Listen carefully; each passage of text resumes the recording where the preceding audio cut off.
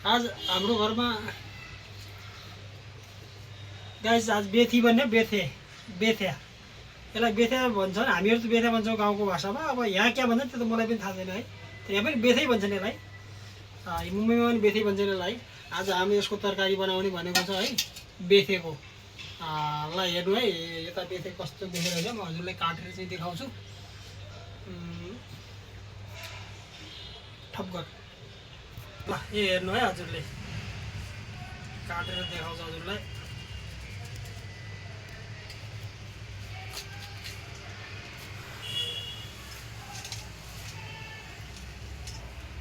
ल यो बेथ्या हो। यो चाहिँ हाम्रो गाउँघरमा भनिन्छ कि यो बिमारी क्यान्सरको बिमारी पनि ठिक गर्छ यसले भन्छन् है, बेथ्याको तरकारी खाँदाखेरि। त्यसै कारणले पनि मान्छेहरू ज्यादा खान्छ, तर मिठो पनि धेरै हुन्छ होइन। हाम्रो गाउँघरतिर फाँडो भन्छन् त्यसलाई, अलि पकाएर बनाउने फाँडो पनि बन्छ, तर तरकारी पनि बन्छ। तर धेरै राम्रो हुन्छ खाँदाखेरि पनि, शरीरको लागि पनि धेरै राम्रो हुन्छ भनेर आज मैले लिएर आएको नयाँ। हेर्नु हजुरलाई कस्तो फ्रेस छ एकदम। ल बाँकी चाहिँ हजुरलाई म अहिले बनाउँदाखेरि पनि देखाउने छु। ल त्यहाँबाट फेरि खाना खाँदा पनि देखाउने छु। ल हाम्रो तरकारी आइसक्यो, पकाउन हाल्न लागिसक्यो हामीहरू। अब हाम्रो गाउँघरतिर त चाहिँ के अरे के भन्छन् त्यसलाई, खोपे भन्छन् के भन्छन् त्यसलाई, त्यो कडाईमा पकाउँछन्। तर अब के गर्ने, अब यो सहरतिर अब अलिक छिटो काम पनि हुन्छ, त्यसै कारण छिटो गर्नको लागि हामी चाहिँ कुकरमा पकाउन लागेका छौँ। ल कुकरमा मैले हालिसकेँ है। हालेर यसलाई सिटी त मार्नु पर्दैन, त्यस्तै अलिअलि पकाएर फेरि निकाल्नुपर्छ। अनि हजुरलाई त्यो अगाडिको प्रोसेस म देखाउने नै छु। ल हाम्रो अब बेथेको तरकारीको लागि प्रोसेस पहिले हजुरलाई म भनिसकेको थिएँ। ल फेरि यो बनाउने अब चाहिँ काम चालु गरिराखेका छौँ। र हल्का यो अजवाइन भन्छ यसलाई, यतातिर औवा भन्छन् के भन्छन् त्यो थाहा छैन, तर हाम्रो नेपालतिर अजवाइन भन्छन् यसलाई। हल्का यसलाई सबै पेटहरू पनि साफ हुन्छ, सबै राम्रो हुन्छ शरीरको लागि। हल्का अजवाइन हाल्ने, अजवाइन हालिसक्यो त्यसको पछाडि चाहिँ अनि प्याज हाल्ने है। तर हाम्रो गाउँतिर त चाहिँ नर्मल बनाउँछन् त्यसलाई, एकदम नुन खुर्सानी हालेर चाहिँ बनाउँछन्। तर यो सहरतिर अलि सबै चिज छ त अब बनाउनु के पर्छ होइन। त्यही भएर अलि अब यसलाई प्याज हाल्ने हो है। ल यो प्याज ल फ्राई भइसकेपछि ल हाम्रो चाहिँ प्याज ब्राउन भइसक्यो। कहिले पनि तरकारी कोही पनि चिज बनाउँदाखेरि चाहिँ प्याजलाई यस्तो ब्राउन गर्नुपर्छ, अनि चाहिँ राम्रो हुन्छ तरकारी कोही पनि चिज बनाउँदाखेरि। ल हाम्रो यसमा चाहिँ यो हाम्रो अर्ग्यानिक मसला धनियाँ जिरा अनि हल्का मेथी हालेको है, अनि खुर्सानी अदरक, बस यो चारै चिज हालेको। चार चिज हालेर घरको जस्तो पिसेर चाहिँ बनाउनु लागेको। ल अब यसलाई हाल्छु है। यसको बाद हालिसक्यो यसलाई चाहिँ हल्का यसलाई फ्राई गर्छु।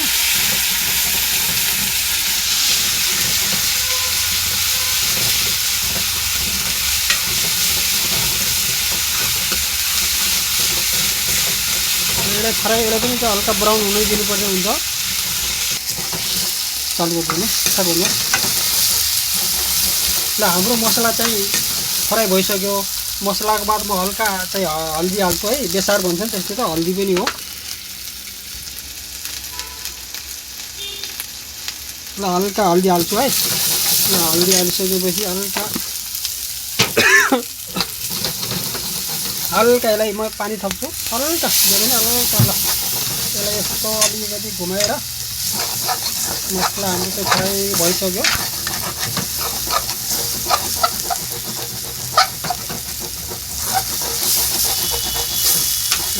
मसला फ्राई भयो। मसला फ्राई हल्का नमक हाल्नु पऱ्यो यसलाई है, आफूलाई जति चाहिन्छ त्यति चाहिँ नमक हाल्नुपर्ने हुन्छ होइन।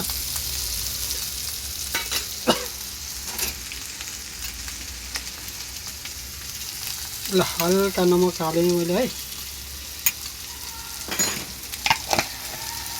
ल नमक हालिसकेपछि एकपटक फेरि घुमाएँ है। ल घुमाएर हल्का फेरि ल यो बिउलाई चाहिँ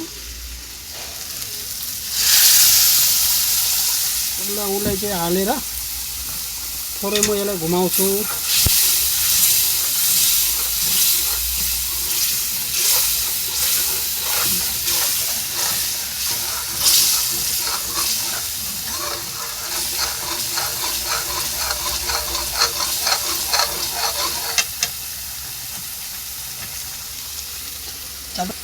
आन्टी ल हाम्रो चाहिँ अब बेथेको सब्जी रेडी भइसक्यो है। ल हेर्नु अब खाँदाखेरि चाहिँ म हजुरलाई चाहिँ देखाउने नै छौँ। त्यहाँसम्म ल हेर्नुहोस् गाइस, अब यो चाहिँ हाम्रो चाहिँ फाँडो त एकदम रेडी भइसक्यो अब खानालाई। ल म खाएर म चाहिँ ट्राई गरेर हजुरलाई चाहिँ म देखाउँछु ल है त।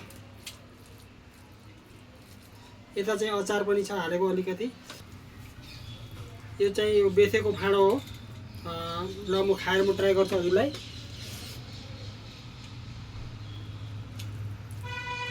एकदम बढिया बनेको छ, हजुरहरू पनि खाने गर्नु होला। एकदम बेथे एकदम भिटामिन पनि हुन्छ। हरियो सागसब्जी खाँदाखेरि शरीरको लागि धेरै फाइदामन्द हुन्छ। हजुरलाई सबैले त्यो त थाहै भएको कुरा हो, तर हामीहरू त धेरै सागसब्जीहरू खान्छौँ। ल हजुरलाई चाहिँ राम्रो लाग्यो लाइक सेयर कमेन्ट गर्नु होला। नेक्स्ट भिडियोमा मिलाउला।